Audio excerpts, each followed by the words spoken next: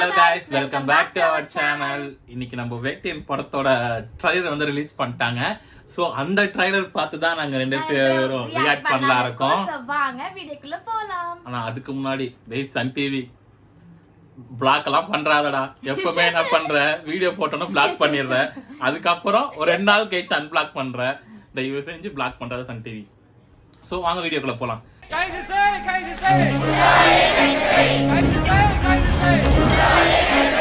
இந்த நாட்டுல பொண்ணுங்களுக்கு பாதுகாப்பு இல்ல, ஆனா பொறுக்கிங்க பாதுகாப்பா இருக்காங்க. இந்த மாதிரி பொறுக்கி பசங்களை என்கவுண்டர் தான் பண்ணணும். குற்றவாளியை உடனே பிடிக்கணும். என்ன வேணாலும் ஆக்ஷன் எடுத்துக்கங்க.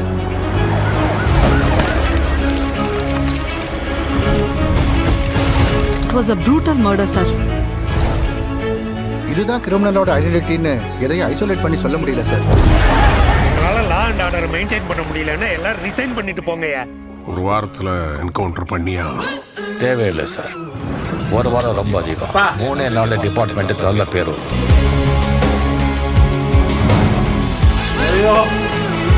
அந்த வாக்கு தான் ட்ரெய்லர்ல வர அதே லுக் தான், அதே பிரகாரம் நடந்துச்சு. அந்த ஓல்ட் ஃபிளாஷ்பேக் வர மாதிரி. Justice is justice denied. Justice hurried is justice buried. நேரத்தோட மதிப்பு தெரிஞ்ச ஒருத்தன் தான் சாதிக்க முடியும். திருடுங்கண்ணா முகமூடி போடணும்னு அவசியம் இல்லை, கொஞ்சம் மூளை இருந்தா போதும். குற்றங்கள் தொட்டுநோய் மாதிரி, அதை உளர விடக்கூடாது. சார், அவன் கிட்ட வக்கீல் படையே இருக்கு. அவன் நெட்வொர்க்ல 2000 பேருக்கு மேல இருக்கிறாங்க. இவ்வளவு பெரிய போலீஸ் ஃபோர்ஸ், வெப்பன்ஸ் பவர் இருந்தும் ஒரு கிரிமினல் அக்யூஸ் பண்ணிட்டு இருக்காங்க சொன்னா அங்க போலீஸ் சரியா வேலை செய்யலன்னு அர்த்தம். சும்மா பேசிட்டு இந்த பிரயோஜனம் இல்லை, அவனை தூக்குவாங்க. Got it?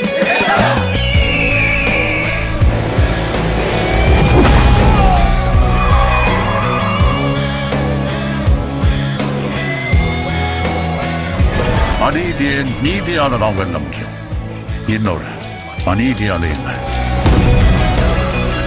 அநியாயம் நடக்கும்போது போலீஸ் அமைதியா இருக்கிறத விட அதிகாரத்தை கைது எடுக்கிறது தப்பில்லை ஜட்ஜ் சார்.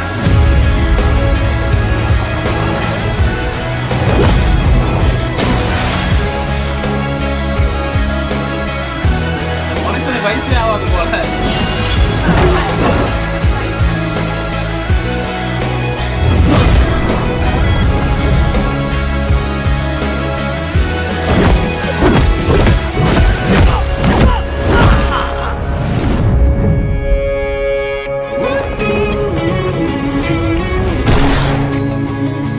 நீங்க என்ன எந்த போஸ்ட்ல தூக்கி அடிச்சாலும் நான் அதே போலீஸ்காரன் தான். என்கிட்ட இருந்தவனை யாராலையும் காப்பாற்ற முடியாது.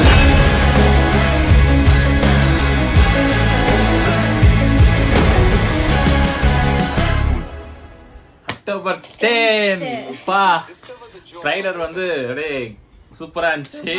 ஆனா நார்மல் ஒரு ரஜினி சார் படம் மாதிரி இல்லாம, எத்தனை ஒரு மாசம் இல்லாம ஒரு ஸ்டோரியாவும் போகுது, அதுக்கு ஏத்த மாதிரி ஒரு கேஷுவலும் மாசமும் இருக்கு.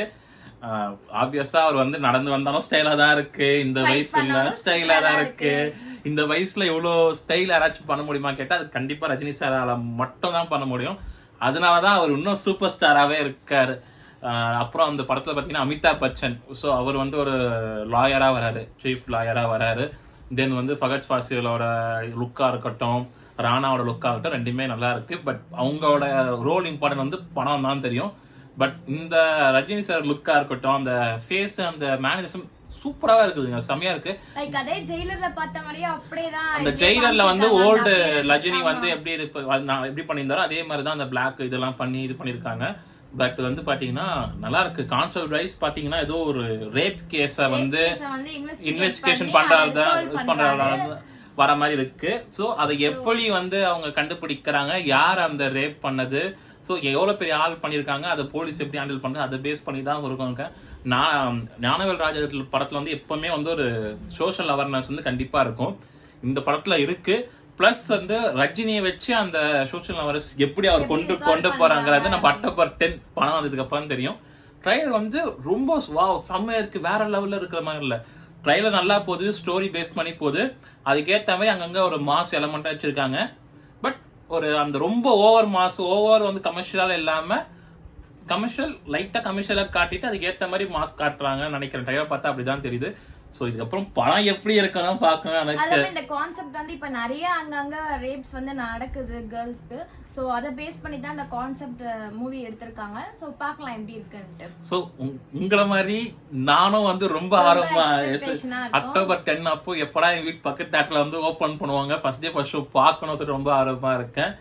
ட்ரைலர் எனக்கு ரொம்ப பிடிச்சிருக்கு. பர்சனலா எனக்கு ரொம்ப பிடிச்சிருக்கு. அனிருத் மியூசிக்கும் ரொம்ப ஃப்ரெஷ்ஷா இருக்கு. ஆமா அந்த வேட்டையே அந்த லைன் போடும்போது பேக்ரவுண்ட் ஈஸியா இருக்கட்டும். ஒரு 1.38 செகண்ட்ஸ்ல இருந்து அவர் மியூசிக் சேஞ்ச் வந்து ரொம்ப வந்து டிஃப்ரெண்டா இருக்கு, ஃப்ரெஷ்ஷா இருக்கு.